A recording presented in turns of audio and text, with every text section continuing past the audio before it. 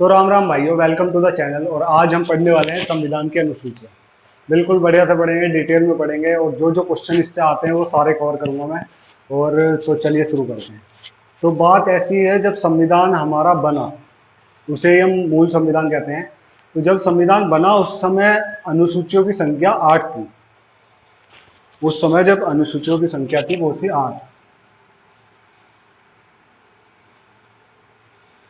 8 अनुसूचियां थी। लेकिन उसके बाद कई संशोधन किए गए और उनके द्वारा अनुसूचियों की संख्या को बढ़ाया गया। तो अब पहले तो 8 थी, फिर इनके बाद संशोधन के द्वारा 4 अनुसूचियों को और बढ़ाया गया। तो अब वर्तमान में 12 अनुसूचियां हैं संविधान में।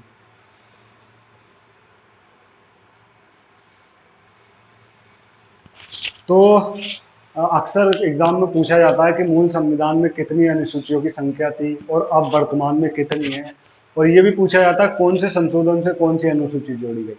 लेकिन अब हम सबसे पहले जो हमारी मूल संविधान में 8 अनुसूचियां थी, ये वाली, इनको पहले हम कवर करेंगे।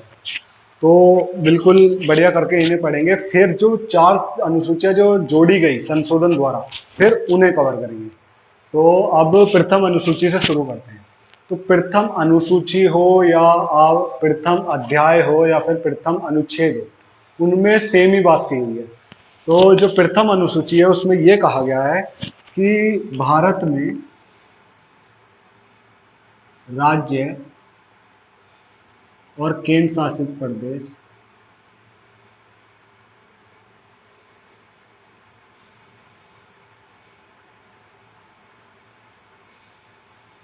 कितने हैं।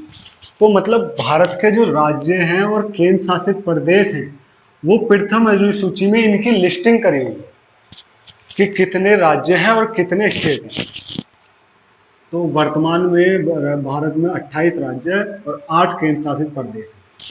तो एक क्वेश्चन आया एग्जाम में कि अगर भारत के राज्यों की संख्या कम या बढ़ती है तो कौन सी अनुसूची में चेंज आएगा, मतलब कौन सी अनुसूची में बदलाव आएगा। तो प्रथम अनुसूची में बदलाव आएगा, क्योंकि उसमें ही भारत के राज्यों की और केंद्र शासित प्रदेशों की लिस्टिंग है। तो उम्मीद करता हूँ आपको समझ में आया होगा ये। और अब चलते हैं दूसरी की तरफ, द्वितीय अनुसूची की तरफ। द्वितीय और तीसरी, दूसरी और तीसरी सिमिलर है, तो हम इन दोनों को कंबाइन करके पढ़ेंगे, जोड़ के पढ़ेंगे, जोड़ के। ठीक है। तो द्वितीय में यह कहा गया है कि विभिन्न पदाधिकारी के वेतन, भत्ते और पेंशन का उल्लेख दिया गया है।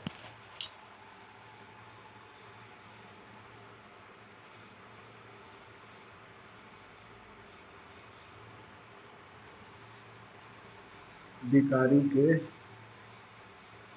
वेतन, भत्ते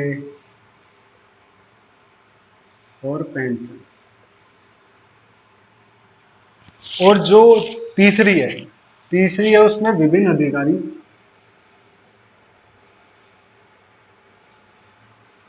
पदाधिकारियों के शपथ। इसमें वेतन, भत्ते और पेंशन का उल्लेख है और इसमें शपथ का उल्लेख है। तो विभिन्न जो पदाधिकारी हैं जैसे राष्ट्रपति, उपराष्ट्रपति, विधानसभा अध्यक्ष, CGI, chief justice of India, Lok Sabha अध्यक्ष, राज्यसभा के प्रधान सभापति, उपराष्ट्रपति, ये जितने भी हैं इनके वेतन, भत्ते और पेंशन का उल्लेख तो है द्वितीय अनुसूची में। और जो इनकी जो पदाधिकारियों की शपथ शपथ का उल्लेख है तृतीय अनुसूची में। तो कई बार बच्चे कंफ्यूज हो जाते हैं कि द्वितीय में शपथ है या तृतीय में शपथ है, या फिर द्वितीय में भत्ते हैं या फिर तृतीय में भत्ते हैं। तो आप अगर किसी जॉब पे जाते हो तो पहले आप उसके वेतन देखते हो, भत्ते देखते हो, फिर उसके बाद आप उसे ग्रहण करते हो, उसके बाद उसकी शपथ लेते हो। तो आप ऐसे याद कर सकते हो कि पहले हमेशा वेतन और भत्ते आएंगे। तो इसमें कंफ्यूज होने की जरूरत नहीं है। और अब चलते हैं हम चौथी की तरफ। यहाँ यहाँ लिख लेते हैं, यहाँ नहीं।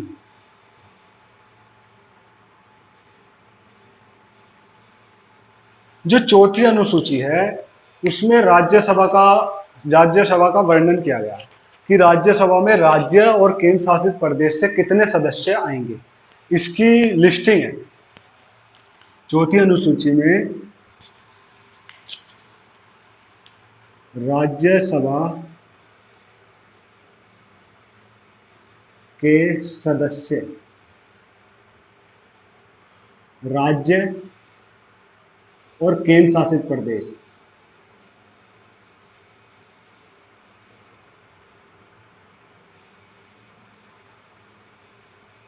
केंद्र शासित प्रदेश से कितने कितने होंगे, ये इसकी लिस्टिंग चौथी अनुसूची में।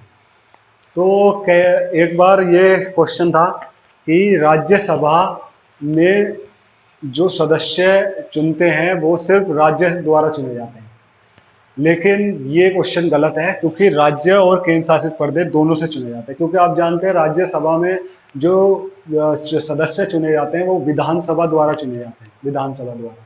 और विधानसभा हमारे राज्य में भी है और केंद्र शासित प्रदेश में भी है। तो आप जानते होंगे दिल्ली, पुडुचेरी और अब तो जम्मू कश्मीर, तीनों में विधानसभा है। तो केंद्र शासित प्रदेश से भी चुने जाते हैं, राज्य से भी राज्यसभा में सदस्य चुने जाते हैं। तो चलिए मैं इसे मिटाता हूं, फिर करते हैं शुरू। तो आपको 4 याद हो गई होंगी। अब चलते हैं 5वीं की तरफ। 5वीं के बाद तो उम्मीद करता हूँ आपको चारों याद हो गई होंगी वो, और ऐसी ही लिंक करके हम आगे पढ़ेंगे। तो चलते हैं। तो जो हमारी 5वीं अनुसूची है, 5वीं और 6ठी सिमिलर है, तो इन दोनों को हम मिला के याद करेंगे। 5वीं और 6ठी को हम मिला के याद करेंगे।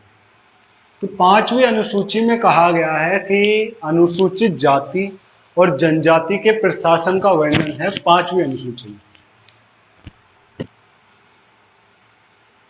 अनुसूचित जाति और जनजाति,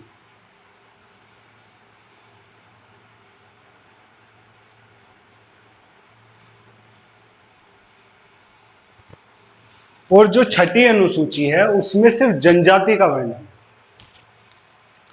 इसमें सिर्फ जनजाति के प्रशासन का वर्णन है।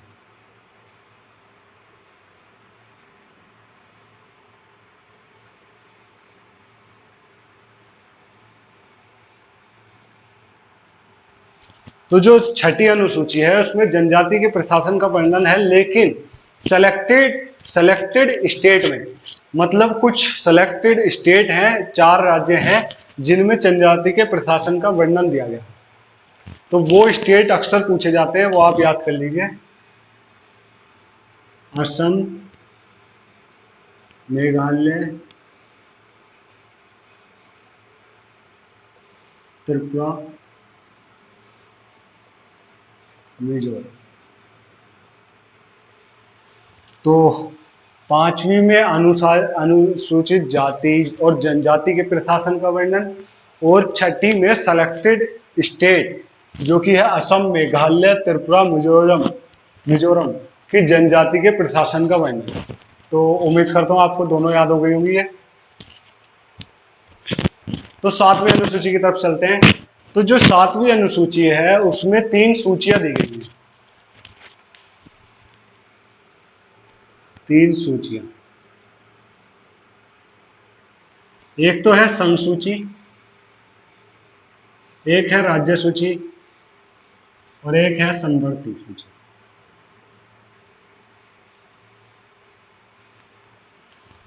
तो ये 3 सूचियां दी गई है, इसमें कुछ विषय रखे गए हैं जिन पे कि सरकार कानून बनाती है। तो जो संघ सूची में जो विषय रखे गए हैं उन पे सिर्फ कानून बनाने का अधिकार केंद्र सरकार को है, और जो राज्य सूची में वो रखे गए हैं विषय, उनमें कानून बनाने का अधिकार सिर्फ राज्य सरकार को है। और जो कि संवर्ती सूची में रखे गए हैं विषय, उन पे ये दोनों सरकार, राज्य सरकार भी और केंद्र सरकार भी, दोनों ही कानून बना सकती है। तो संघ सूची में जो विषय है उन पे सिर्फ केंद्र सरकार कानून बना सकती है, इसमें जो विषय है उनमें सिर्फ राज्य सरकार कानून बना सकती है, और इसमें जो विषय है उसमें दोनों बना सकते हैं, दोनों सरकार कानून बना सकती है। अब जब मूल संविधान बना था तो उसमें इस संसूची में 97 विषय रखे गए थे, लेकिन वर्तमान में इनकी संख्या 100 विषय हो चुकी है। और इसमें इसमें इसमें बड़े हैं, इसमें घटेंगे। तो इसमें जब मूल संविधान बना था उस समय 66 विषय थे, लेकिन अब 61 विषय हो चुके हैं।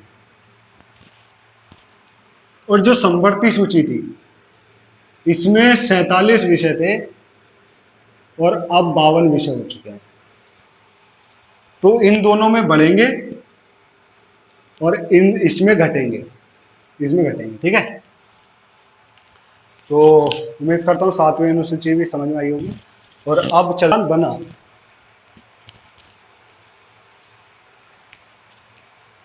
तो भाई 8वीं अनुसूची पढ़ते हैं। तो 8वीं अनुसूची में भाषाओं का उल्लेख है, भाषाओं का उल्लेख है।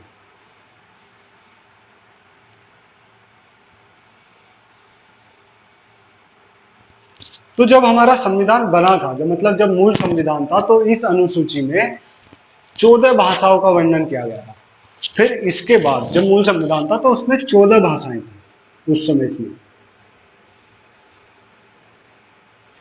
उसके बाद इसमें 8 भाषाएं जोड़ी गई, 8 भाषाएं जोड़ी गई और वर्तमान में इसमें 22 भाषाएं हैं। इस अनुसूची में 22 भाषाओं का वर्णन है वर्तमान में। तो ये जो 8 भाषाएं जोड़ी गई, ये क्वेश्चन में पूछा जाता है कि कब कौन सी भाषा जोड़ी। तो 1967 में 21वें संविधान संशोधन, 21वें संविधान संशोधन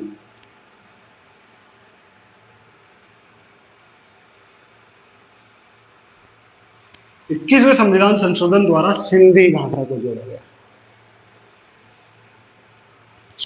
ये पूछा जाता है कि सिंधी भाषा को कौन से संविधान संशोधन द्वारा 8वीं अनुसूची में जोड़ा गया।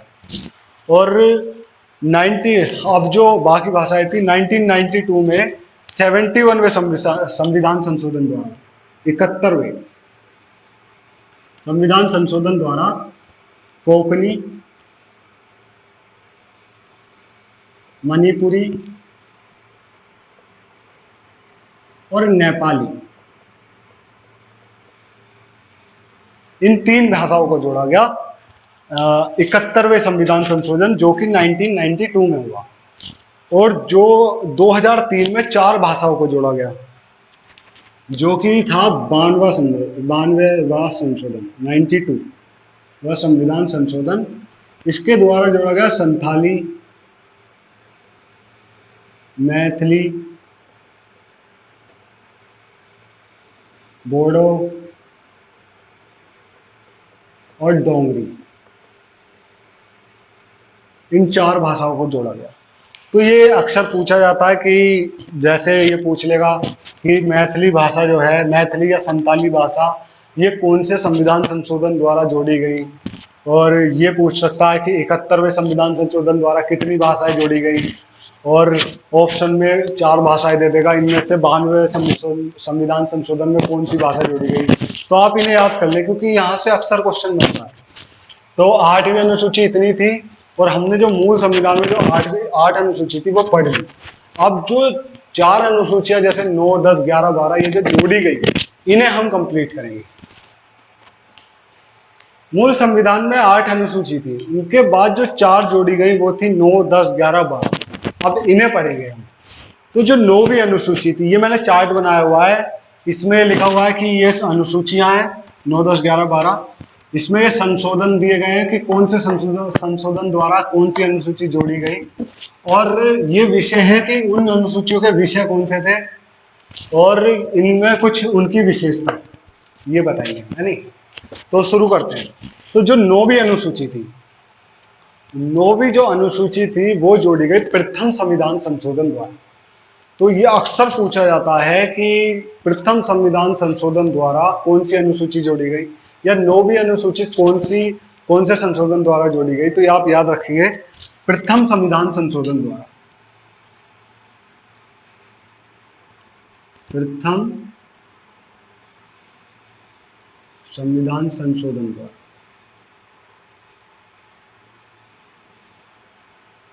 ये जो संविधान संशोधन था ये 1951 में हुआ। तो आपको पता है कि 1950 26 जनवरी 1950 को हमारा संविधान लागू हुआ, बन गया। उसके एक साल बाद ही 1951 में उसमें संशोधन किया गया और इस अनुसूची को जोड़ा गया। तो ये आप याद रखेंगे, प्रथम संविधान संशोधन द्वारा जो कि 1951 में हुआ, उसके द्वारा 9वीं अनुसूची को जोड़ा गया और इसका जो विषय था वो था भूमि सुधार।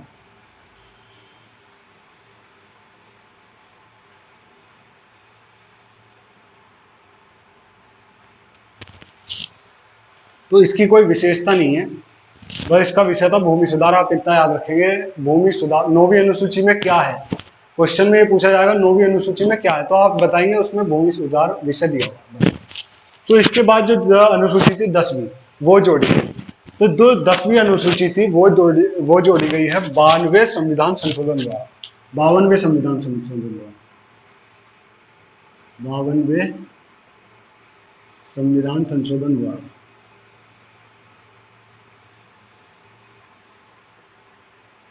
ये जो संशोधन था ये हुआ था 1985 और इसका जो विषय था वो था दल बदल।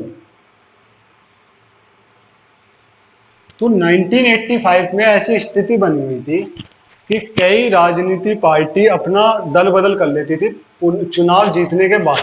तो इसमें एक रूल बनाया गया कि कोई भी पार्टी को अपना अगर दल बदल करना है तो वो चुनाव से पूर्व करेगी, उसके बाद नहीं करेगी। अगर वो उसके बाद करेगी तो उसकी अवैध माना जाएगा, उसे मान्य नहीं माना जाएगा। तो ये इस अनुसूची में डाला गया दल बदल। तो ये क्वेश्चन आता है कि दल बदल कौन सी अनुसूची में है, अनुसूची का विषय है, तो आप ये याद कर लेंगे। और अब चलते हैं 11वीं अनुसूची की तरफ। 11वीं अनुसूची जोड़ी गई 73वें संविधान संशोधन द्वारा, जो कि हुआ था 1992 और 1993 के बीच में।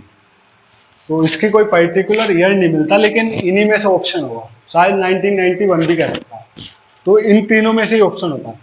तो ये जो 11वीं अनुसूची थी ये 73वें संविधान संशोधन द्वारा जोड़ी गई, जो कि 1992 या 1993 के बीच में हुआ।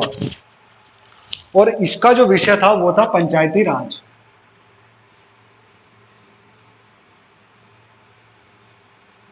इसे आप मोस्ट इंपोर्टेंट डाल लेंगे क्योंकि अक्सर पूछा जाता है पंचायती राज कौन सी अनुसूची का विषय है, और इसमें पंचायती राज को रखा गया और पंचायती राज को 29 कार्य क्षेत्र दिए गए।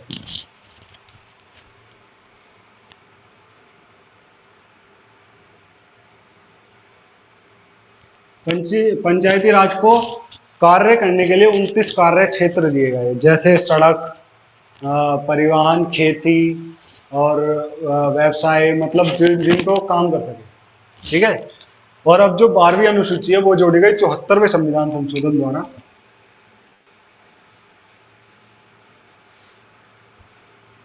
ये भी 92-93 के बीच ही हुआ और इसमें रखा गया नगर पालिका।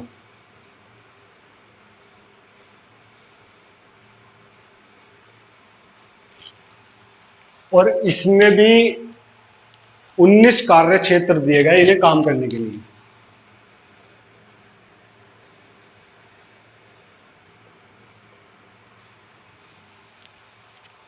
तो हाँ यही, और ये 19 कार्य क्षेत्र दिए गए। और हाँ ये बात,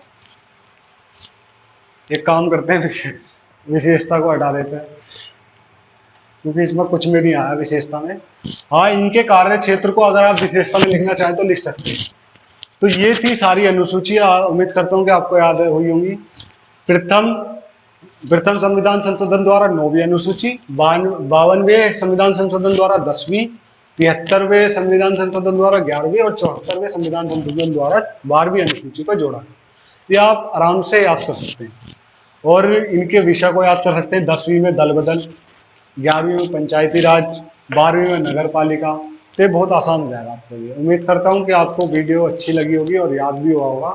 और ऐसी वीडियो को लाइक करना अगर अच्छी लगे तो, और चैनल को सब्सक्राइब करना। ठीक है सर, चलते हैं। तो चलिए इसे मैं स्टार्ट करता